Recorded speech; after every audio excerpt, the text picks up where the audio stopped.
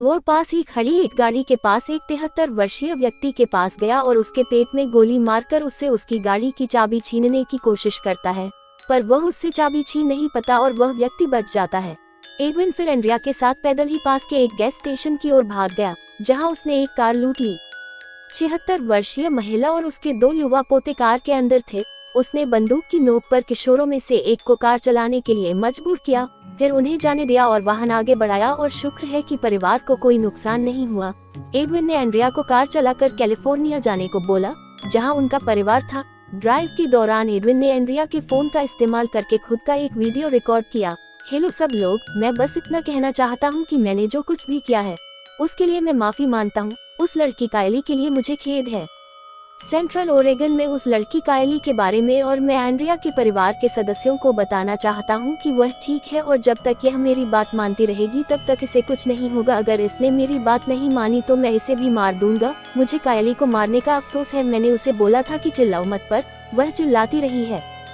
वो एंड्रिया को फेसबुक पर एक पोस्ट क्रिएट करने को बोलता है और उसका टाइटल हत्यारा नाम से पोस्ट करवाता है। एडविन ने अपने परिवार को फोन करके बताया कि क्या हो रहा है और सुबह 6:40 बजे उसने 911 पर फोन किया और उन्हें बताया कि वह कौन था और क्या चाहता था। वह बताता है कि वह इंटरस्टेट 5 पर है और तेज गति से गाड़ी चला रहा है। वह पुलिस को बोलता है कि मुझे पता है कि आप लोग मेरे आसपास ही कहीं हो और हाँ, मैं बस इतना कहना चाहता हूँ कि मैं खुद को पुलिस के हवाले करना चाहता हूँ और आपको ये भी बताना चाहता हूँ कि पुलिस मुझे ओरेगोन राज्य में एक मदद के लिए ढूंढ रही है। ठीक है एडविन, आप इस समय कहाँ हैं? मुझे नहीं पता आप अकेले हैं या नहीं। मेरे साथ कोई है। मैंने उसे ओरेगोन में से अपहरण कर लिया है। उसका नाम एंड्रिया है। मैं आपको बताता हूँ, मैं उसे अपना अंतिम नाम बताने दूंगा। वह अपने परिवार का नाम बता सकती है। ठीक है? हाँ हाय, आपका नाम क्या है एंड्रिया? एंड्रिया, आपका अंतिम नाम क्या है? नाम माइस। ठीक है, क्या आपने ये सब सुना है एंड्रिया? नहीं, ठीक नहीं। क्या आप जानते हैं कि आप कहाँ हैं? मुझे एडविन से फिर से बात करने दीजिए, लेकिन मैं आपसे एक एहसान मांगना चाहती हूँ। ओह हाँ, तो अस्थमा है आपको? ठीक है, हाँ, इसलिए आप उससे कहें कि वह मेरे साथ अभद्र व्यवहार न करे, क्योंकि आप जानते हैं कि मैं अभी सांस नहीं ले पा रही हूँ। पुलिस ऑफिसर एडविन को बोलता है कि ठीक है, हमने तुम्हें देख लिया है, अब तुम गाड़ी रोक दो। ठीक है, मैं रोक सकता हूँ, लेकिन अभी नहीं। मैं आमतौर पर यही सड़क के बीच में रुकना चाहता हूँ। आप जानते हैं कि मैं खुद को खतरे में डाल रहा हूँ और बाकी सभी को खतरे में डाल रहा हूँ। पुलिस उससे पूछती है, क्या तुम्हारे पास कोई हथियार है? हाँ, मैं यही कहने वाला था कि मेरे पास एक बंदूक है, पर मैं बंदूकें नहीं चलाऊंगा।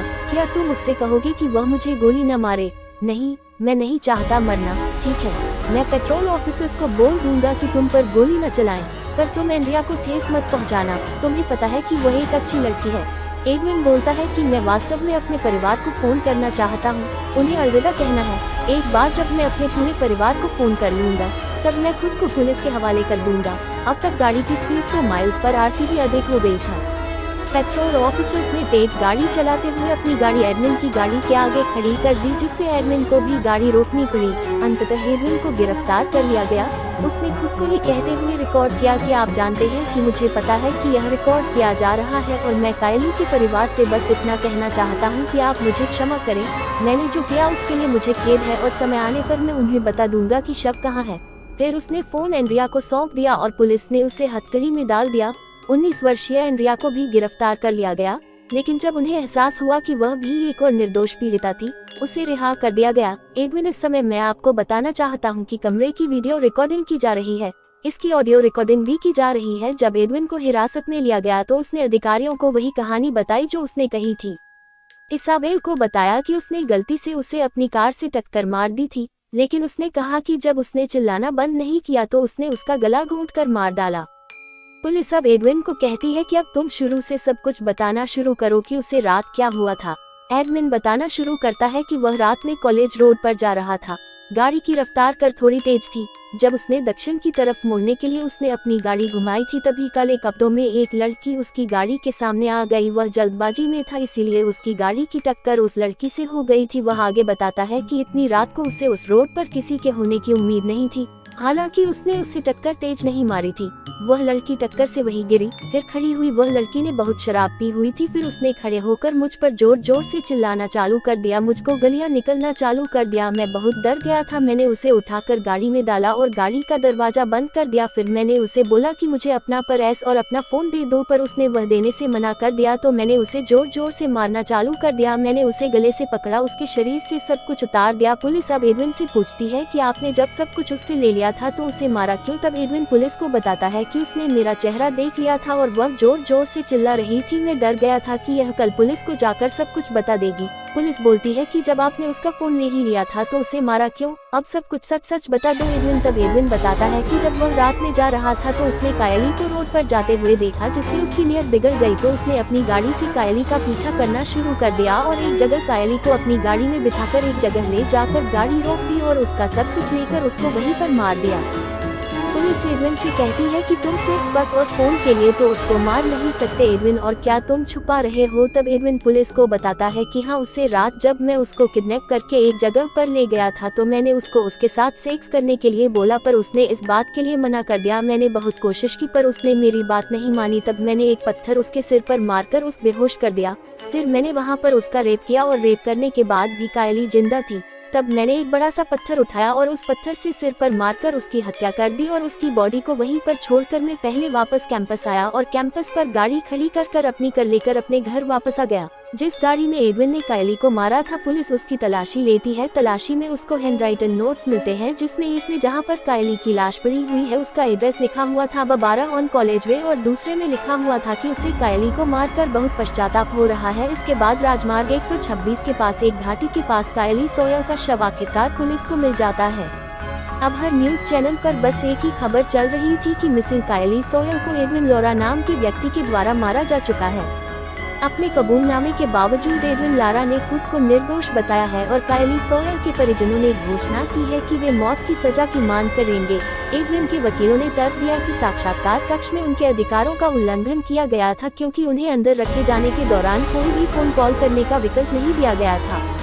प्री ट्रायल सुनवाई के दौरान हर किसी को निराशा हुई। एक न्यायाधीश ने वास्तव में एडविन का लंबा और विस्तृत बयान खारिज कर दिया था और कहा था कि इसे सबूत के रूप में इस्तेमाल नहीं किया जा सकता है। कायली सोयल के पेरेंट्स को उम्मीद थी कि फोरेंसिक कोर्ट में पर्याप्त सबूत देंगे, लेकिन यह निस्संदेह उनके मामले के लिए एक बड़ा झटका था। एडविन के वकील ने उसके अपराध को एक पहेली कहा और कहा कि इसे केवल उसके क्लाइंट की मस्तिष्क विकलांगता द्वारा ही समझाया जा सकता है। कायली सोयल पेरेंट्स के लॉयर ने कहा कि इसमें कोई संदेह नहीं है कि वह एक संभावित सीरियल किलर और मनोरोगी है।